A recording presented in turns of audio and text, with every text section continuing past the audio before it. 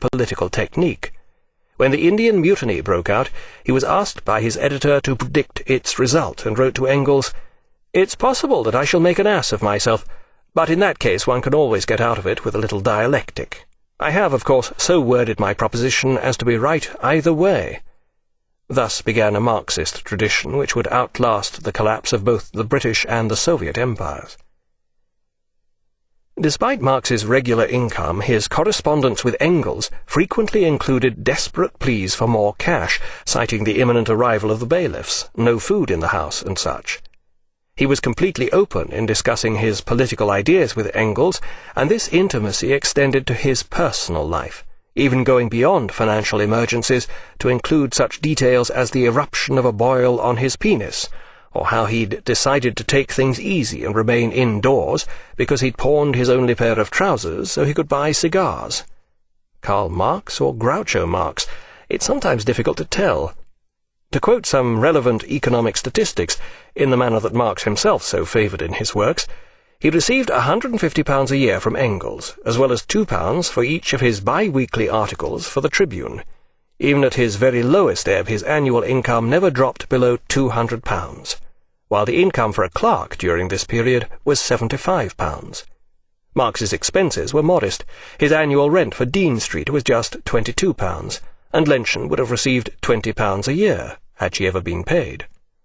Somehow, the remaining £178 of Marx's income simply evaporated into the tobacco-clouded air, while Marx sat sunning himself at the window in his underpants.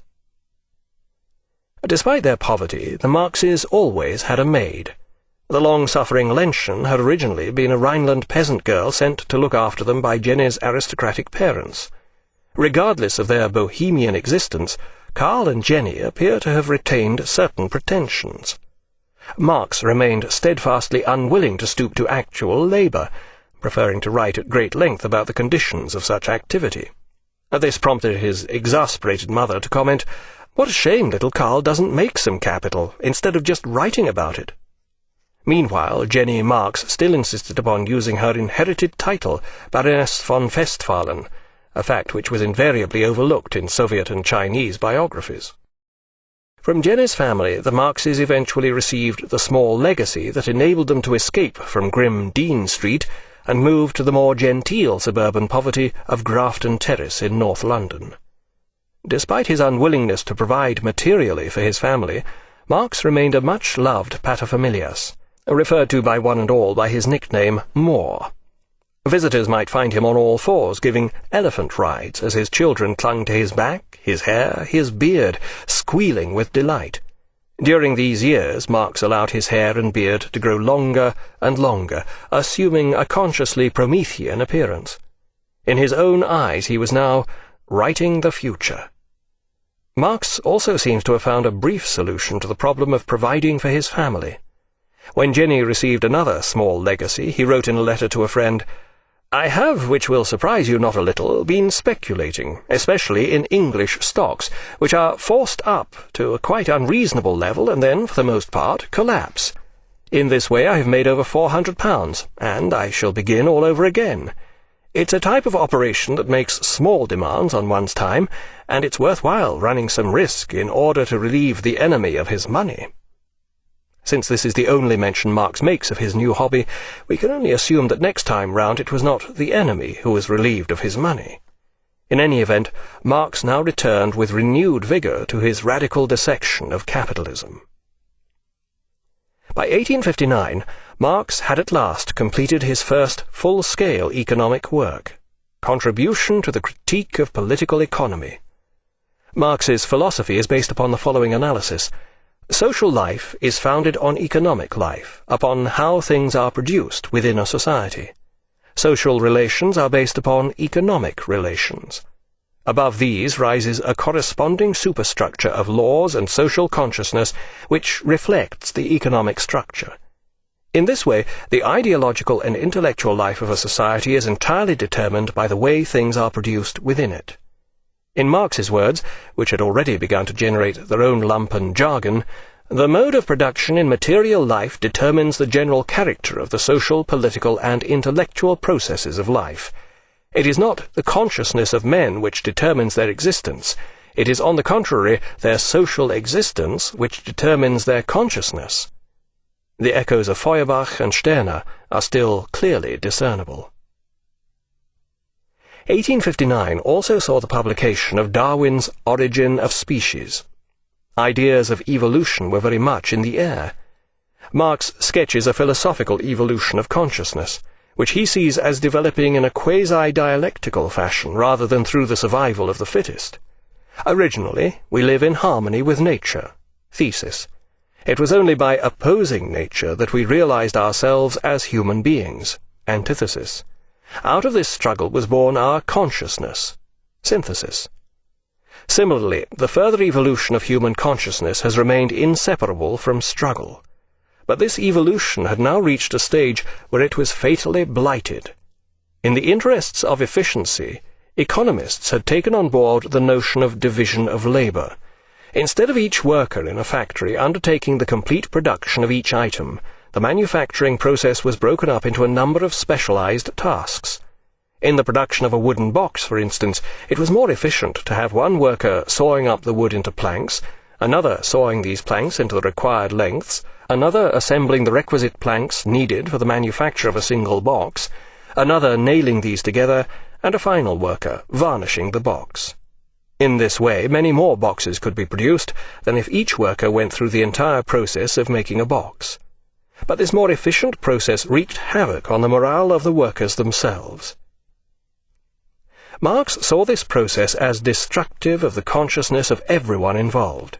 When workers were reduced to the continuous repetition of a single, mind-deadening task, they lost any meaningful relationship with the product they were helping to create.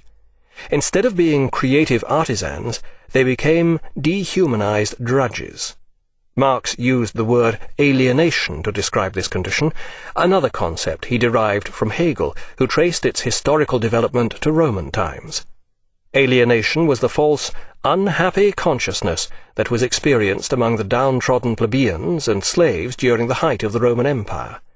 Previously, they had experienced the harmonious social life of paganism, which had now been crushed. As a result, individuals turned their consciousness inward, away from the misery of their actual reality, toward the transcendent, otherworldly kingdom of God. This was the dialectical process that had enabled the Christian religion to spread so quickly throughout the Roman Empire. Pagans had previously revelled in themselves and their world. Christians withdrew from the world and regarded their own lives as worthless. They became alienated from themselves. Marx characteristically downgrades the spirituality of Hegel's concept, seeing it entirely in economic terms. But it is worth pointing out that echoes of Hegel's dialectical concept could still be heard during the Industrial Revolution in Britain. A religious revival, much resembling the fervour of early Christianity, occurred among the alienated working class in industrialized Britain. Nonconformism and small Christian sects mushroomed in the working-class districts of British cities during this period.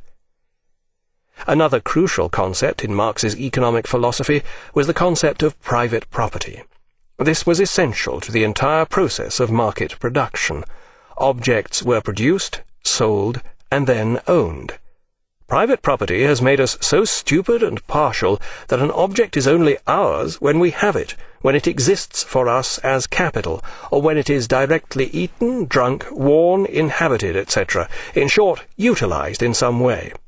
All the physical and intellectual senses have been replaced by the sense of having. Instead of satisfaction on an individual and communal level, all the worker received was money, literally and metaphorically hard cash. In Marx's view, money had deprived the whole world, both the human world and nature, of their own proper value. Money is the alienated essence of man's work and existence. This essence dominates him and he worships it. When the production and marketing of goods is motivated entirely by profit, social justice and even basic human needs are disregarded. Such an economic world, which finds its raison d'être solely in profit, results in grotesquely distorted social relationships which affect all human activity. Political, intellectual, artistic, and even spiritual life all echo this method of production, which is justified by financial gain rather than any other form of social benefit. Seen in this light, history is transformed. Morality, the law, even religion do not evolve according to a history of their own.